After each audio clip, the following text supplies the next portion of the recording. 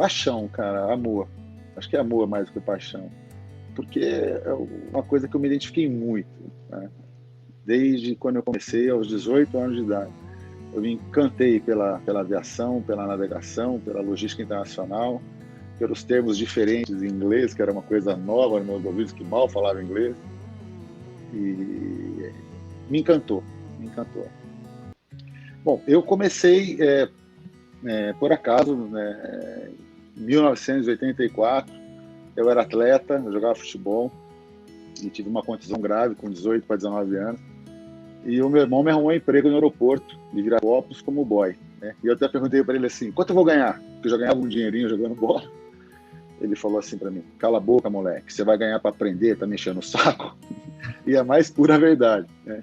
E eu me lembro que o Alberto Belintani, que me deu a primeira oportunidade, o meu primeiro emprego, ele me chamava de Vincenzo, salário mínimo, porque ele pagava salário mínimo para mim. E eu comecei no aeroporto em 1984, no aeroporto de Viracopos, numa empresa americana chamada Emery Worldwide, que não existe mais, parecida com a FedEx hoje, com a Federal Express, com a FedEx hoje. E eu me encantei por aquela rotina de importação, de exportação, e aos 21 anos eu fui contratado pela Intertrans Corporation, que hoje é a UPS. Tive minha primeira chance de gerência em Manaus, fui transferido para Manaus. E no mesmo ano, no final do ano, eu vim para ser gerente da Schenker, com já 22 anos, que a Schenker é uma empresa alemã, que foi a grande escola que eu tive em comércio exterior. A Schenker eu fiquei por 5 anos, até fundar a minha própria companhia em 1991. Então essa foi a minha trajetória. Eu dei muita sorte, mas me dediquei bastante nessa área de comércio exterior. Então, de 84 até 91, são 6, 7 anos, eu comecei minha própria companhia, em 1991. Lá vão 30 anos, né? 30 anos.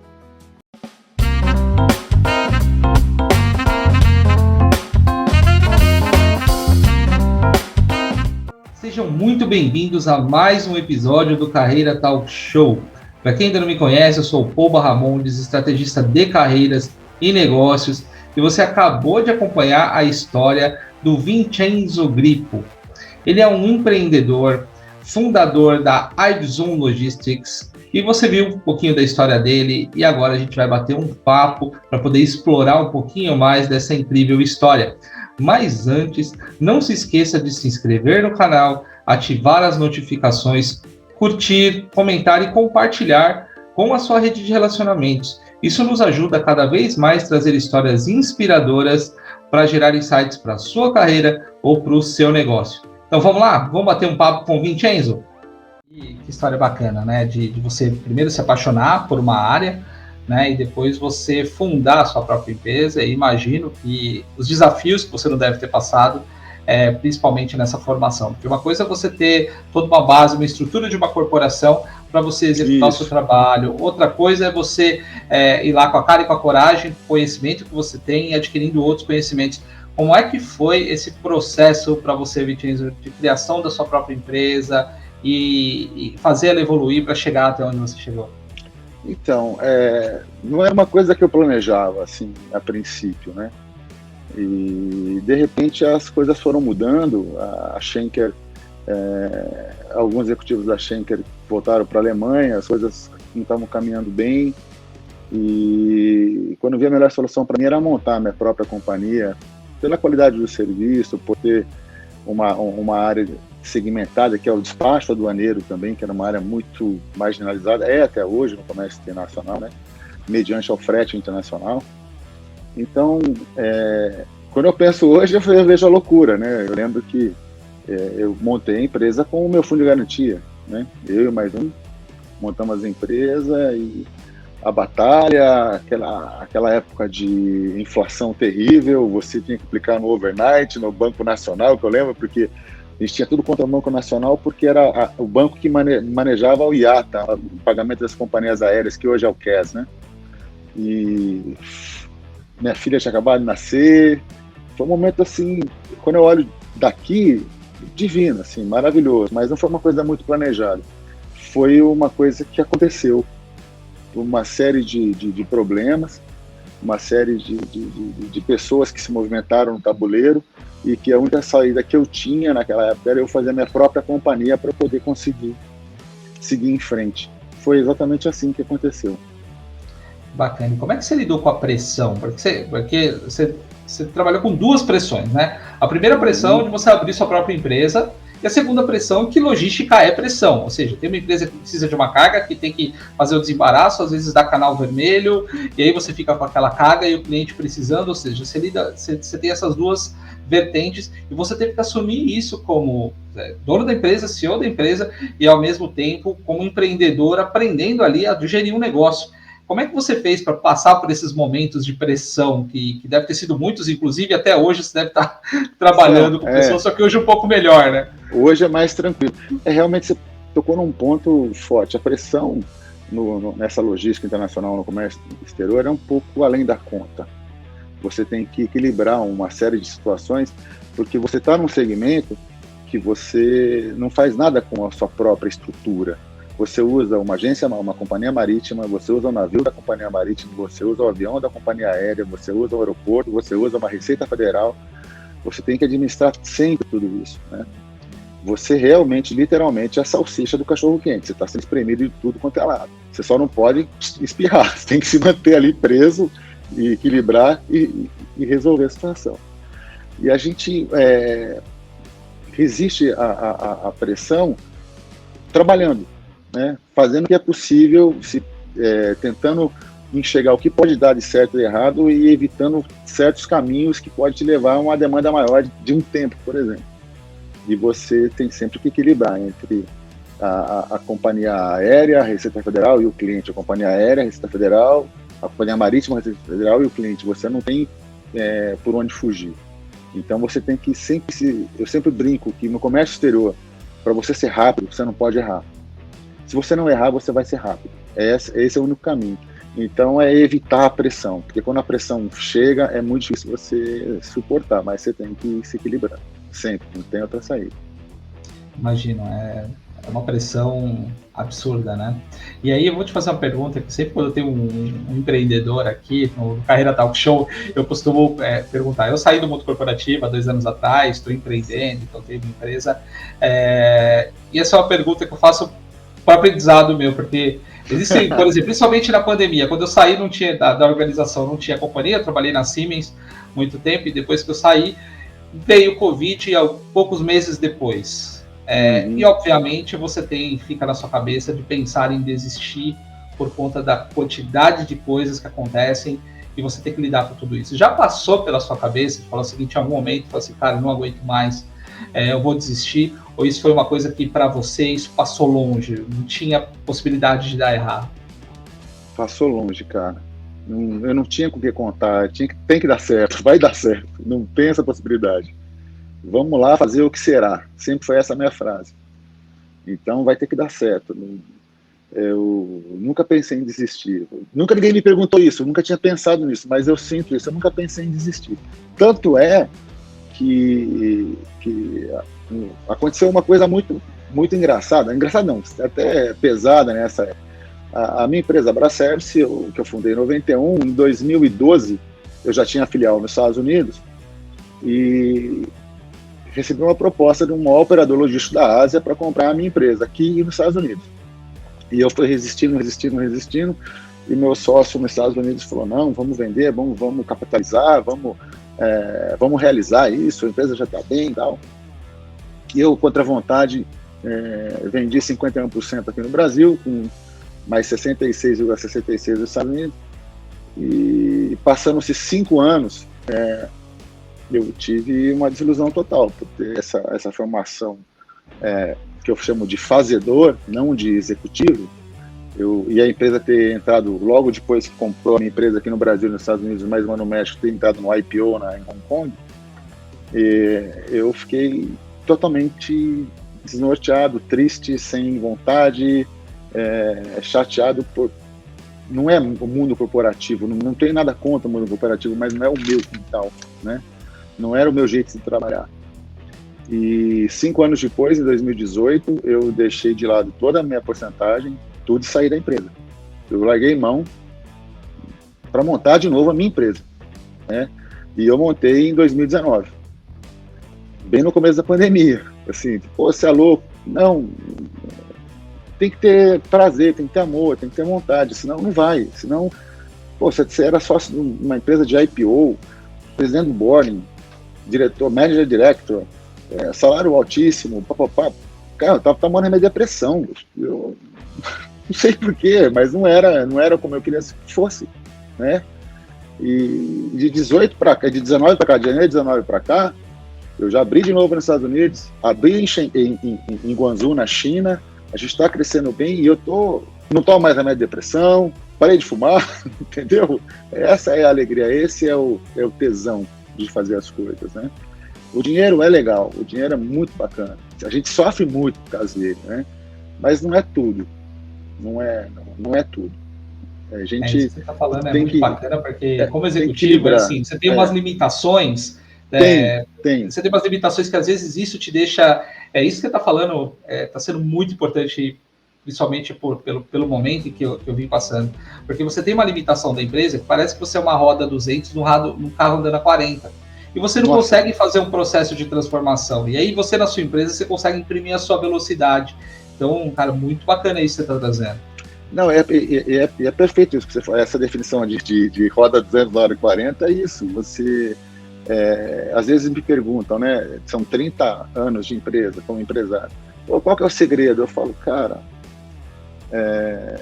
eu não faço aquilo que eu acho legal, né?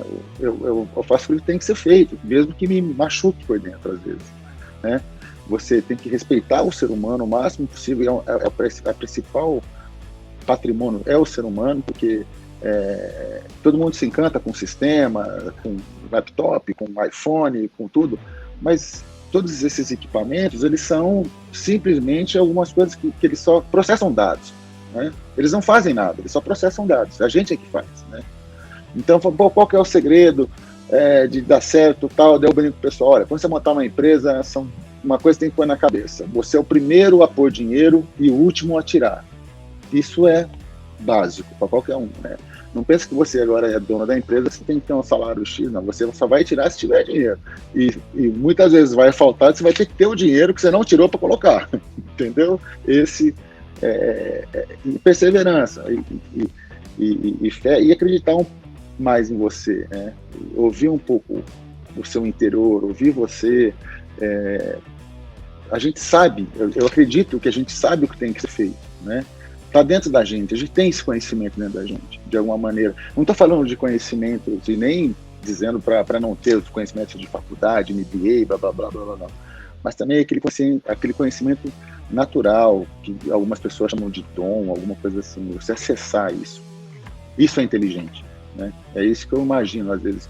Eu sou assim, não sei se eu estou falando muita besteira, mas é assim que eu imagino, entendeu? Não, acho perfeito. Acho que você tem que. Eu, depois que empreendi, você tem que ouvir muito a sua intuição, porque muitas vezes nem o seu cliente sabe o que ele quer e o que ele precisa. E você tem que ter esse feeling de tentar proporcionar o melhor para ele, né? Às vezes você vai acertar, às vezes você vai errar, mas você está trazendo perfeito. São os desafios do empreendedorismo, né? Principalmente no Brasil, que é um desafio ainda maior, né? Aqui é difícil, né? Como eu tenho empresa nos Estados Unidos, na China, você vê que é uma coisa mais flat, né, de você navegar, né? Aqui você tem a dificuldade de câmbio. Você fala com um amigo meu no México, tem escritório, ele tem conta em dólar, ele recebe frete em dólar, ele paga frete em dólar. Aqui não. Aqui você tem que receber em real, transformar em dólar, remeter, ou receber em dólar, transformar em real, remeter.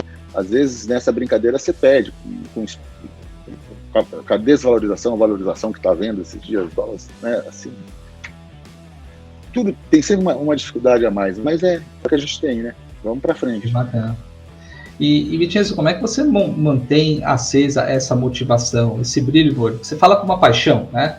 É gostoso de ver você falar assim do empreendedorismo e de negócio. Como é que você mantém acesa para você se manter sempre automotivado? Cara, uma pergunta que eu não sei te responder. Assim, eu acho que é o prazer de fazer.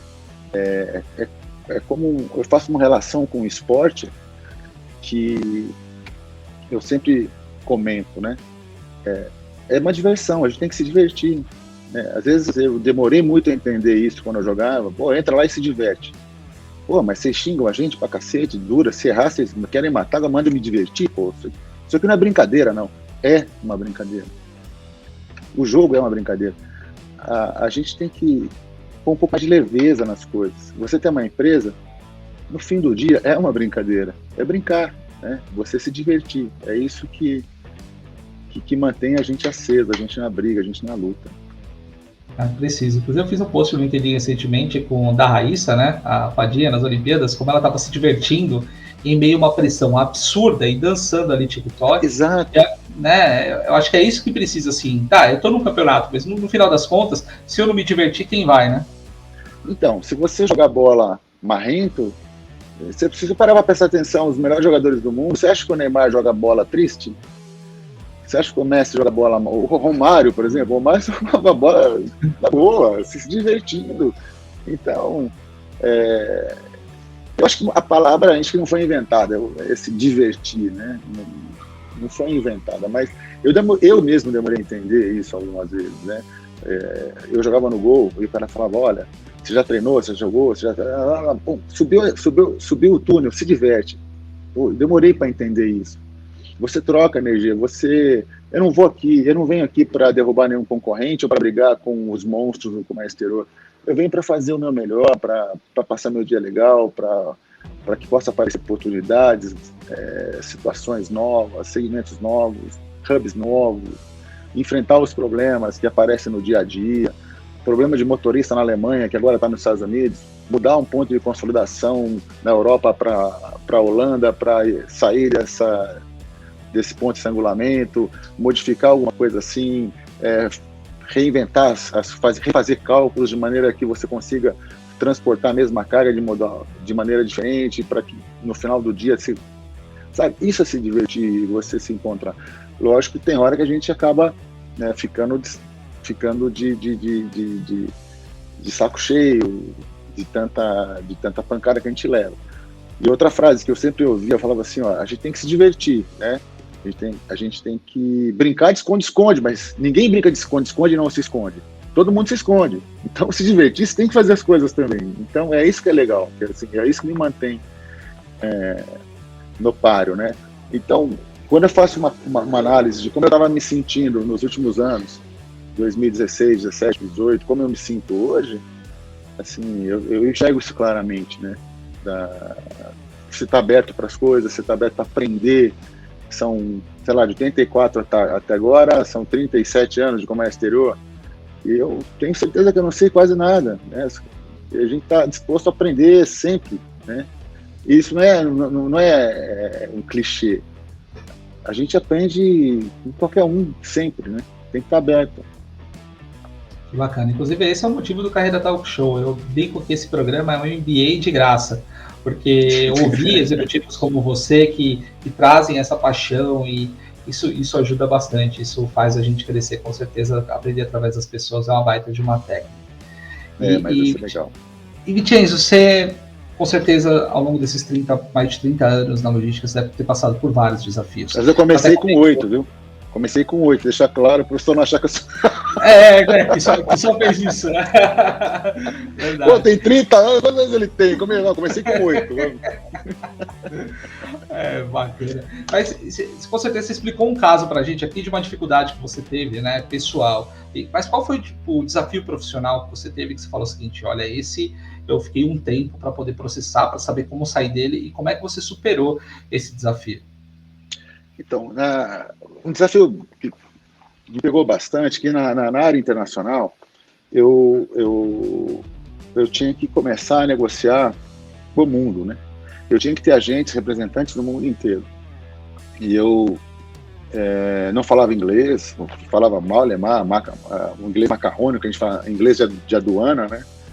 E eu tinha que começar a sair no mundo, a enfrentar, a me comunicar com as pessoas, né? E até que eu descobri que nesse mundo globalizado, muitas pessoas que falam inglês perfeitamente, com perfeito, sabe, sem nenhum erro, um sotaque maravilhoso, não se comunicam, né? Eu tive a sorte de aprender esse desafio, eu aprendi a me comunicar não só inglês, ou espanhol, ou italiano, mas com quem não fala. Na China, você não fala chinês, você fala inglês. Na Itália, você não vai falar italiano, você vai falar inglês. Eu aprendi a me comunicar um pouco melhor em inglês e espanhol, entendendo um pouco a cultura, que evitou muitos conflitos. Foram esse desafio de montar a empresa em 91, uma empresa local, logo em 94, tirar o IATA, o SNEI, o DAC na época, para virar um agente de carga internacional, para depois montar um network mundial, para eu poder concorrer mundialmente com as grandes empresas globais que têm histórias do mundo inteiro, eu tinha que ter parceiros. Essa comunicação passou muito de você falar bem ou não um idioma, mas de você se expressar e entregar o que você precisa, de dúvida, e evitar conflito. Tive muitos conflitos desnecessários no telefone ou pessoalmente, por não ter habilidade de me comunicar bem, não por não falar a língua bem, mas por interpretação errônea do dia a dia. Você me permite, por exemplo, e eu aprendi isso num dia. Eu estava no cliente, eu estava nervoso, apareceu um senhor que viu eu conversando com o cara do meu lado. Ele falou, eu tinha, sei lá, não me lembro quanto tempo faz, ele falou, posso te dar uma aula de comunicação? Eu falei, claro, pô, pode. Ele falou assim, eu fiz faculdade na Europa e eu defendi a tese do comportamento do ser humano pela língua matriarca, pela língua mãe dele, né? Ou seja, isso derivado da língua latina, né? Então ele fala, a maneira que se comporta o francês, porque ele nasce falando francês, o espanhol, porque ele aprendeu a falar espanhol, o italiano, o português, a língua latina. Ele me perguntou, você sabe qual é a língua mais difícil de falar, derivado do latim? Eu falei assim, o português? Ele falou assim, não. Eu falei, qual? Ele falou, o romeno. Eu nem sabia que o romeno era do latim. Ele falou, o romeno é a língua mais original, mais próxima do latim original, né? Daí ele falou, as outras línguas anglo-saxônicas, elas são diferentes. Então, assim, você tem que entender que essa influência causa uma dificuldade muito grande que você teve agora nessa conversa que você teve com o pessoal inglês. Assim. Então, para resumir, ele disse assim, olha, o português é uma língua muito difícil, é uma língua muito complexa. Você pode falar 1000 coisas de maneiras diferentes, né? O francês, ele tem um comportamento mais snob, porque a língua é uma língua mais le bon cheval, né? Então, ele se comporta um pouco mais metido, né?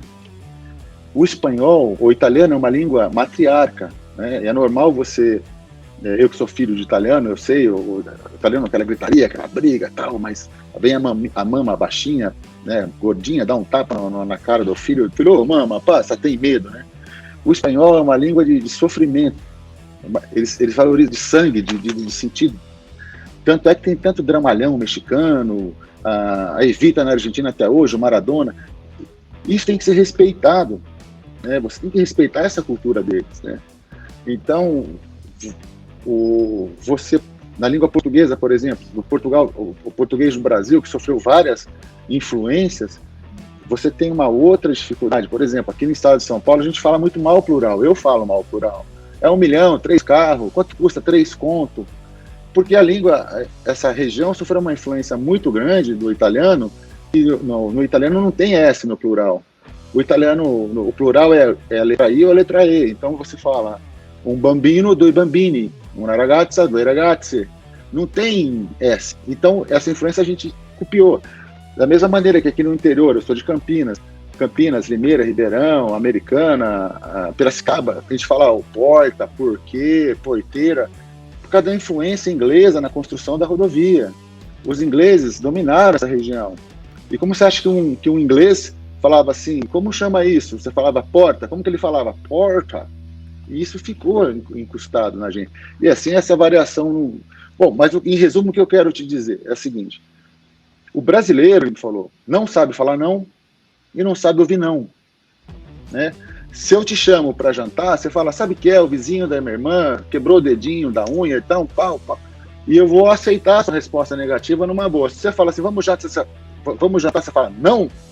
Eu falo, puta cara sem educação, meu, tá louco. Eu já me fecho com você. Mas a língua inglesa é a língua direta. as línguas, o português, o francês, o espanhol, são línguas que te dão mais elementos. Não é que você é mais inteligente ou menos inteligente por uma língua ou outra, não é isso. Mas você articula mais elementos. Tanto é que quem descobriu as Américas foram os espanhóis, foram os portugueses, né? E quem ficou com o dinheiro foi a Inglaterra, com uma língua direta. Então, esse fato de comunicação com os Estados Unidos, com quem falava inglês, eu tinha um pouco de dificuldade que eu superei nesse momento, que eu comecei a compreender. Vamos tomar um chopp? Não. É o que ele sabe falar. Não vou me desanimizar por isso. E amanhã? Amanhã é legal, amanhã nós vamos. Né? Então, numa negociação, era muito normal você estar negociando com uma empresa e você achar que o cara foi grosso, o cara não estava sendo grosso, ele estava falando o que ele sabia falar, o que ele podia falar. Ele não tinha outra palavra para falar. O Brasil tem dificuldade de falar sim e não, e ouvir não. Lá eles não. Então, esse foi um paradigma que eu tive a sorte de quebrar rapidamente, senão eu ia bastar muito no mundo em relação a essas negociações internacionais, né? Compreender a cultura que você faz e também fazer valer a sua cultura, né? Eu gosto de abraçar, se o cara no Canadá não gosta de abraço, o problema é dele, eu gosto, eu vou abraçar, se ele quiser reclamar, ele reclama e tá tudo bem, não tem problema nenhum, a gente se entende assim, você perde um pouco, porque a gente cresce com essa síndrome de vira-lata no mundo, né? Exatamente. E o mundo olha pra gente diferente, você é brasileiro, mas você é brasileiro, com essa cara de italiano? Eu falo, não, eu sou brasileiro, sim. Então, eu aprendi a conversar e entender e me comunicar um pouco melhor. E as coisas fluem, né? E eu fiquei, assim, até feliz numa época que tinha um cliente que estava nervoso, que recebeu uma mensagem que tinha galgado umas posições e pediu um aumento para os Estados Unidos, e os Estados Unidos respondeu para ele, o que você está fazendo a mais que você não está fazendo? Ele estava puto com isso. Eu falei, só responde, ele só perguntando porque não sabe, o americano é assim, responde. E eu falei, deixa que eu responda e-mail para você. Eu falei, o que você faz a mais? Eu faço isso. Eu respondi. Em 10 minutos o cara botou com aumento de 8% para ele. Eu falei assim, o cara não te deixou puto, ele só queria saber. Porque ele não sabe. Aí você já teve aquela pergunta como se fosse uma ofensa para você. E você, quantos negócios a gente não perdeu por causa disso? Isso eu acho que foi um paradigma que eu consegui quebrar rapidamente. Que eu tive essa aula, sabe? Sei lá de onde apareceu isso. Foi muito bom essa você está dando uma aula de idioma e de como você se adaptar culturalmente. Eu morei na China há um ano, trabalhando, e eu posso dizer que isso que você está trazendo é a mais pura verdade. Ou você entra na forma como a pessoa, ou o país que você está se comunica, entende isso, sem aquele mimimi de você falar, poxa, mas ele foi grosso comigo. Ou como várias vezes eu fui para a Alemanha e eu cheguei para o cara, por ser de fora, vamos tomar um café? Ele fala, não. E aí você fica, mas é um café. Não é o meu horário de tomar café. É o meu horário de tomar café daqui a pouco. E tá tudo bem, a gente continua sendo amigo. Ou seja, você tá aqui mostrando que a comunicação ela vai muito mais além do que as palavras, o verbo to be, por exemplo, qualquer outra coisa. É você entender culturalmente como a pessoa se expressa para que você consiga extrair o máximo dela, mesmo que o seu idioma não seja fluente. Ou seja, que baita de uma aula, né? É isso aí. Isso é muito importante. É muito legal. Esse foi um momento bacana. Vincenzo, você foi lá atrás e encontrou o Vincenzo no início da carreira dele. E você vai dar uma dica para esse Vincenzo para diminuir um pouco os percalços que ele passou até chegar onde você chegou agora. Que dica seria essa? Eu me lembrei agora, não sei se eu daria essa dica para o Vincenzo lá atrás, mas eu me lembrei que quando eu montei a Braservice em 91, fui para casa do meu pai, vivo na época, e ele com um compadre dele, o Domênico, também italiano, né? E ele falou assim para mim, o sotaque carregado, né? Eu falei, eu montei empresa, tal. Daí o italiano falou para mim, sério, aquela cara de italiano bravo, assim. Vincenzo, sociedade só dá certo se for número ímpar. E 3 é demais. Essa é a dica que eu daria para o Vincenzo. É sensacional essa dica. Sensacional. Mas eu brinco, a sociedade é muito importante, né? Mas assim, é uma coisa que é difícil você levar esse comprometimento das pessoas, mas essa acho que eu falaria para o Vincenzo. Mas não sei se eu falaria isso, porque eu tô aqui, deu certo e tá tudo bem, mas eu me lembrei dessa frase. Sensacional. Fantástico. Sensacional. E, Vincenzo, a gente está indo agora para o final do programa, infelizmente, desse bate-papo delicioso. Imagina. Prazerzaço. Se tivesse dar uma dica de um livro, filme ou série que te marcou, algo que pode ser recente ou até mesmo que você leu no início da carreira, aquilo que realmente foi representativo para você, que dica seria essa?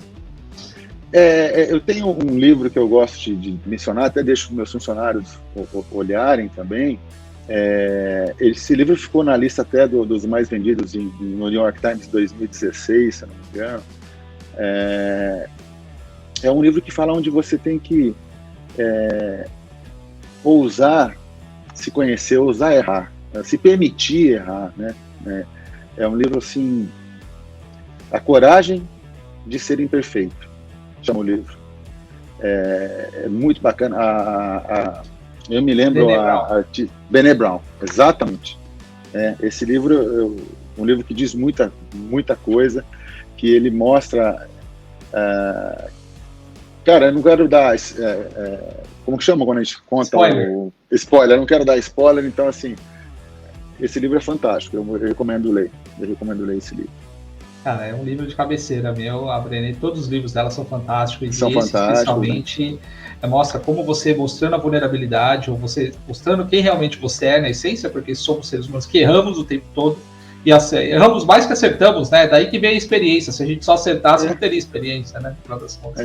Mas é um livro fantástico. Muito bacana. E tem uma frase também da Byron Katie, não sei se você conhece, ela é uma palestrante também, americana, né? Que ela fala mais ou menos assim, que a gente vive num mundo de dualidade, né?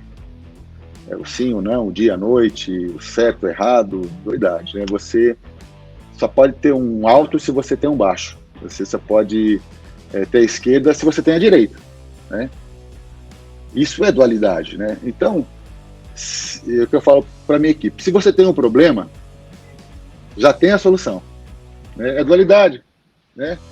A questão é o que você vai escolher, né? Continuar no problema ou se você vai mostrar a solução. É a maneira que você encara isso. E quando você muda, tudo muda.